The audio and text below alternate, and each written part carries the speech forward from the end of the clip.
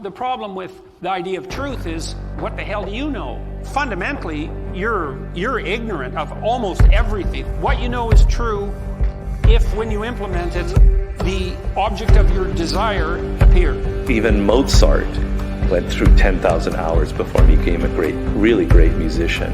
There's no way you're going to go around it. In other words, there's no shortcut. There's no way that you're born brilliant and you only need 2,000 hours. It's been shown, no, you need the 10,000 hours. But I maintain that if you follow something that you love, then the 10,000 hours doesn't feel like boredom. You're able to push past the initial barriers, the initial obstacles of the tedious nature of it. And it's easier to have the patience to go through the repetition. If you're not doing something that you love, you're never even going to get to the 10,000 hours. You're never going to get there because you're going to tune out.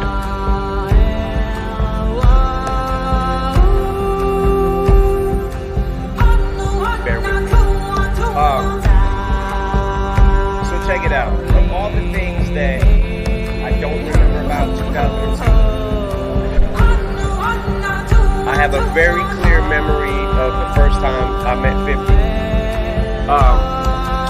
And I think one of the things I noticed when he first walked into the room was his presence, right? Because it just kind of felt like he's gonna be a star.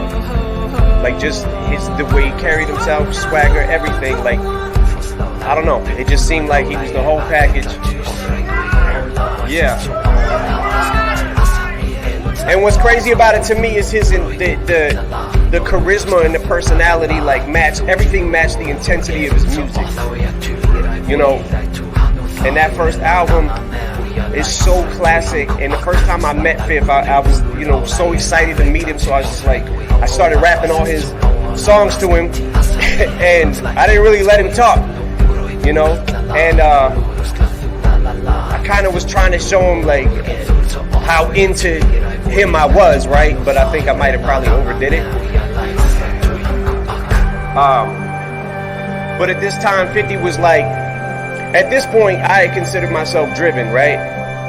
Until I met him, and I was like, yo, this guy, he was putting out mixtapes. It seemed like every single week there was another mixtape. He was taking other people's beats and he was destroying them, right?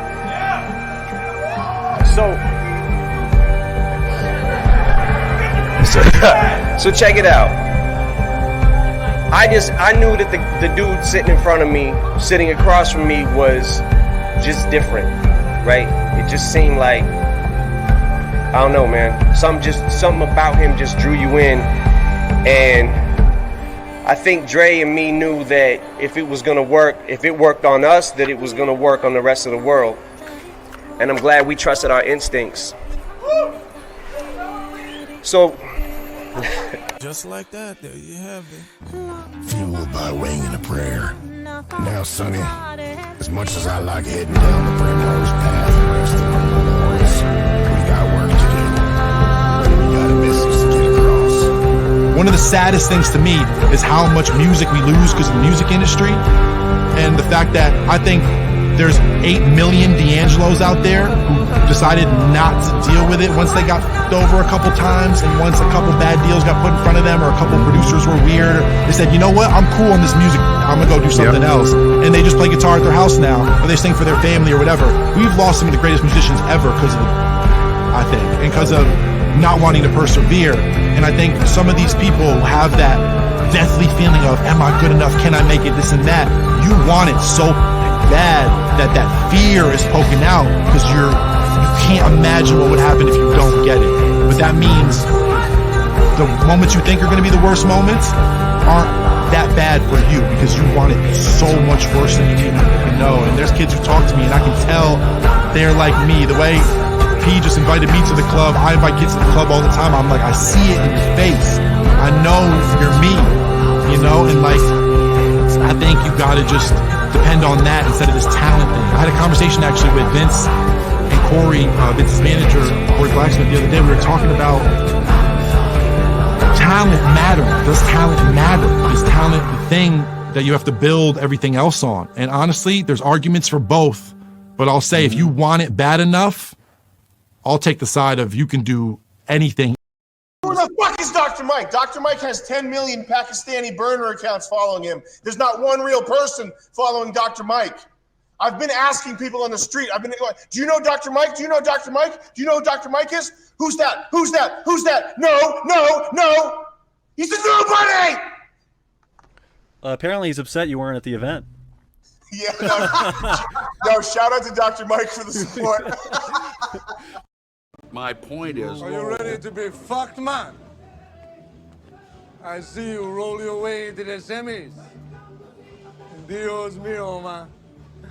Liam and me, we're gonna fuck you up. Yeah, well, you know, that's just like your opinion, man. Let me tell you something, pendejo. You pull any of your crazy shit with us, you flash a piece out on the lanes, I'll take it away from you and stick it up your ass and pull the fucking trigger till it goes click.